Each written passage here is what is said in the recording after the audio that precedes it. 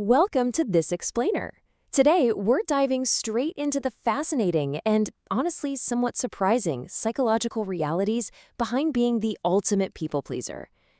We so often equate being agreeable with simply being a good person, right? But psychology actually reveals a much deeper, sometimes darker, undercurrent to this exact behavior. We're going to unpack the hidden internal mechanisms at play when you're constantly putting others before yourself, and we'll explore why this seemingly harmless, sweet trait might actually be the very thing holding you back from living a truly authentic life.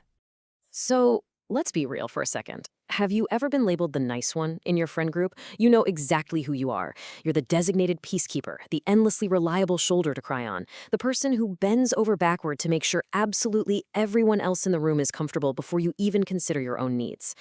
It sounds noble, doesn't it? It sounds like the absolute perfect blueprint for being an incredible friend or partner. But let's take a closer look at what is actually happening beneath that carefully constructed surface. There is a massive, gaping hole between perception and reality here. The rest of the world looks at you and they literally see a saint, just this endless well of patience and giving. But internally, the reality is an entirely different story.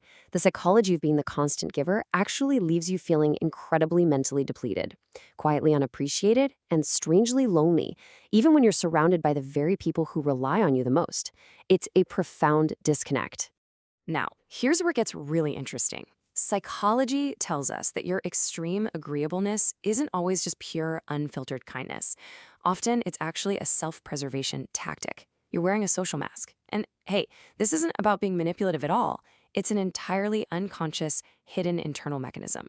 You're being exceptionally nice to protect yourself, to ensure you maintain a sense of psychological safety in your environment. But when your agreeableness turns into this kind of mask, it leads to massive identity frustration. You wind up living your entire life in survival mode, constantly managing everyone else's perceptions just so you don't have to face the terror of rejection or conflict. All right, let's peel back layer one, the empathy double standard. Essentially, you are operating on two completely different sets of rules. Think about it. When someone else makes a mistake, drops the ball, or acts out, you are the very first person in line to offer compassion and patience. You easily find excuses for them. But when you make a mistake, oh man, you become a ruthless critic, allowing yourself absolutely zero margin for error. And that double standard fundamentally shifts your entire worldview. This really hits the nail on the head. Instead of thinking, okay, I made a mistake, you actually start to believe I am a mistake. This secret self-hatred forces you to work twice as hard to please everyone else, just to feel like you've earned the basic right to be okay with your own identity. As the too nice person, you attach every minor, everyday failure straight to your core identity. It's no longer just an action you took, it becomes who you are. And because you view yourself this way, you unconsciously feel like you have to constantly over-deliver in your relationships just to balance the cosmic scales and feel worthy of existing in that space. But it doesn't stop with you. Your total refusal to set boundaries inadvertently turns your kindness into a shield for other people's immaturity. By being relentlessly accommodating, you literally become a magnet for man-children and energy vampires. Because you won't put your foot down, they learn they can just coast by, blaming bad luck, or their unreasonable boss, or the universe, fully knowing you'll always swoop right in with a broom to clean up their wreckage.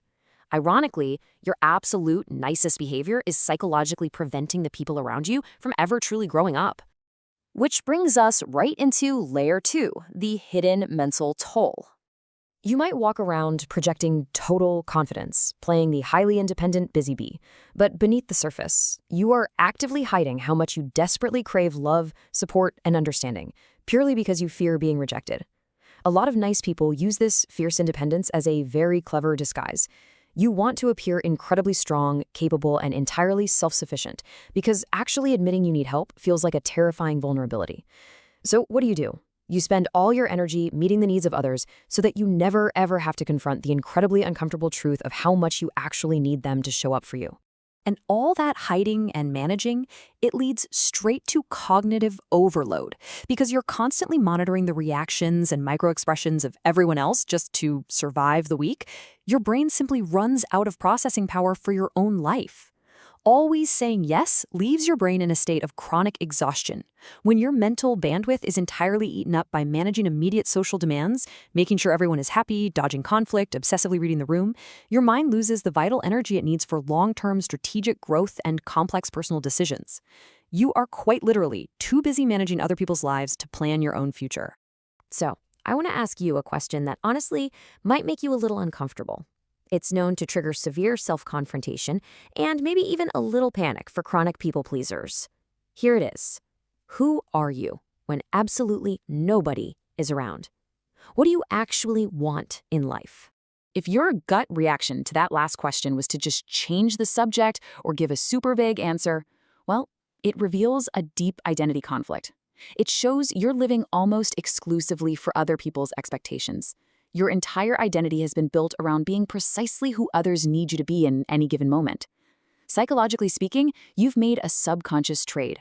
You swapped out your messy, brilliant, authentic self for a flawless, socially acceptable performance. And let me tell you, maintaining a performance 24/7 is absolutely exhausting. Eventually, though, you reach the core, the breaking point.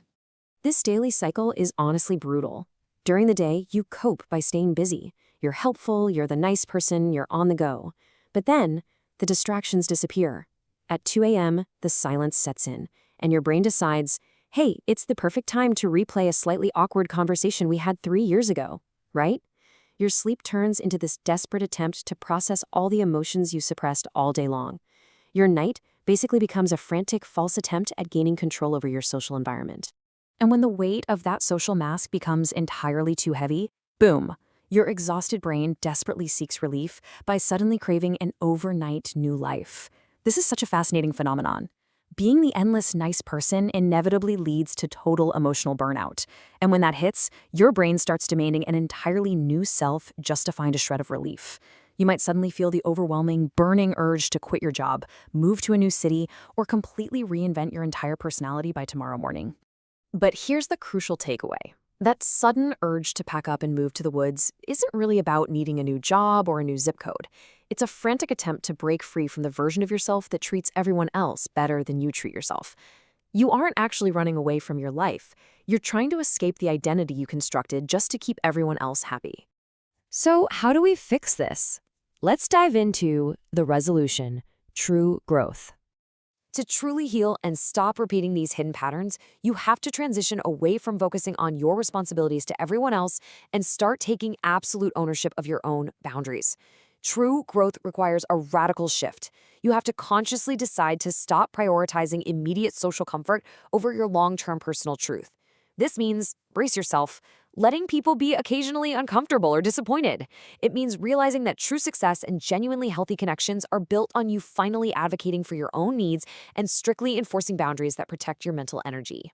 So I'll leave you with this final, provocative thought to chew on. Will you keep wearing the mask, or are you ready to own your needs? If you found this explainer helpful in unmasking some everyday human behavior, please make sure to subscribe to the channel so we can keep uncovering these hidden psychological patterns together. Because once you start understanding these small things that shape people's lives, you begin noticing patterns that most people completely overlook. Thank you so much for joining me for this explainer, and I will see you in the next one.